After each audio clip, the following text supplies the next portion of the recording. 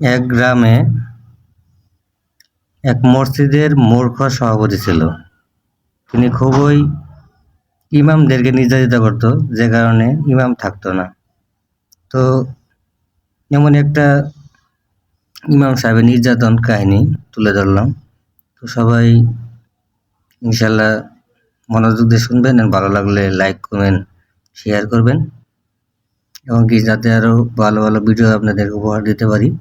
তো দোয়া করবেন ইনশাল্লাহ। বেটা সোলাই, তোর না বলছি একটা হুজুর নিয়ে যেতে। আরে হুজুর কি কম আনছি আর এইটা কম চলবো না, তো এই জন্য তো হুজুর জায়গা।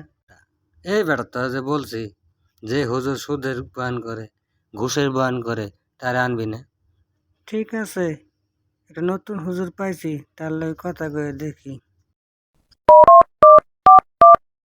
আসসালামু আলাইকুম।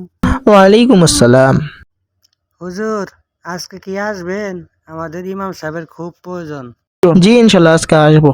সভাপতি সাহেব, হুজুর আসছে।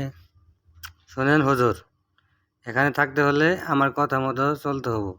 কোনো সুদের ঘুষের এগুলা পয়েন্ট দিতে পারবেন না, ঠিক আছে? তাই বলতে না পারি তাহলে আপনাদের এখানে থেকেই বা আমার কি লাভ? বেডেই তুমি আমাদের নামাজ পড়াবা 5 ওয়াক্ত।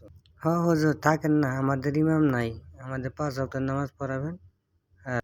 বেটা তুই চুপ থাক, আমি কথা কওয়া শেষ দিই। আমি কথা কওয়া শেষ দিই, আমার মাত বরি করাস। মাতাব্বর, আচ্ছা আপনি যা বলবেন তাই হবে। আপনার ছেলেকে পাঠানোর দায়িত্ব তো আপনার, আমার তো না, তাই না? হুজুর, আপনি আমার ফজর নামাজের সময় ডাকেন নাই কেন? আপনি আমার ডাক দিতে পারতেন না? আপনি ঘুম থেকে উঠেননি কেন? আমি আপনাকে ডেকে ডেকে উঠাবো, তাই না? আপনার বাড়ি তো অনেক দূরে, আমি কিভাবে যাব? আবার মুখে মুখে তর্ক করে। তুমি ডাক দিলে তো ডাক দিতে পারতে, তুমি দেও নাই, এটা তোমার ব্যর্থতা। সময় থাকে আর আধা ঘন্টায় তো আমার অজু করে রেডি হতে হতেই তো সময় চলে যাবে। আপনাকে ডাকবো কখন? আর মোবাইলে টাকাও নেই যে আপনাকে ফোন দেব। বেড়া হুজুর, আসলে হুজুর পাই না, তার জন্য তোরে রাখছি। যদি হুজুর পাইতাম ভালো হুজুর, তাহলে তোরে রাখার দরকারই ছিল না আমার। করেন প্রকৃত মুসলমান ওই ব্যক্তি যাহার হাত ও মুখ হইতে অপর মুসলমান নিরাপদ থাকে। হাদিসটা তো জানেন নাকি? বেটা তুই জানোস আমি কত পড়ালেখা করছি। আলিফ তা সাইন আমার শিখাবি? বুঝেছি আপনি কেমন পড়ালেখা করেছেন। আলিফ বা তাসাও ঠিক মতো বলতে পারেন না, আবার বলছেন আপনি অনেক হাদিস জানেন, তাই না?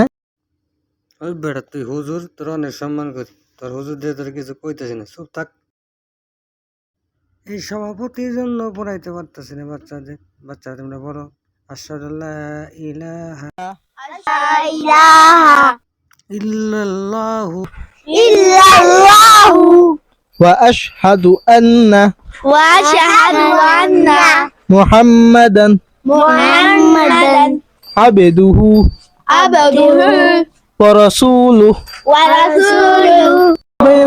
আল্লাহ তাআলা কোরআনে বলেন ওয়াকুলনা ফি বুয়ুতিকুন্না ওয়ালা তাবাররাজনা তাবাররুজাল জাহিলিয়াতিল উলা। হে নারীরা, বেপরদায় চলাফেরা করবে না। যদি বাহিরে বের হতে হয় পর্দা করে বের হও, তাহলে কিন্তু তোমাদের জন্য শাস্তি আছে। বেটা হুজুর, তোর কি বলছি তোর মনে নাই? আগের কথা মনে কর। আমার ভাইয়ের, আল্লাহ তাআলা কোরআনে বলেন হে বিশ্বাসকারীগণ, মদ জুয়া রাস্তানা ও ভাগ্য নির্ধারক এদের শয়তানি কাজ তোমরা বর্জন করো, যাতে তোমরা সাফল্য হতে পারো।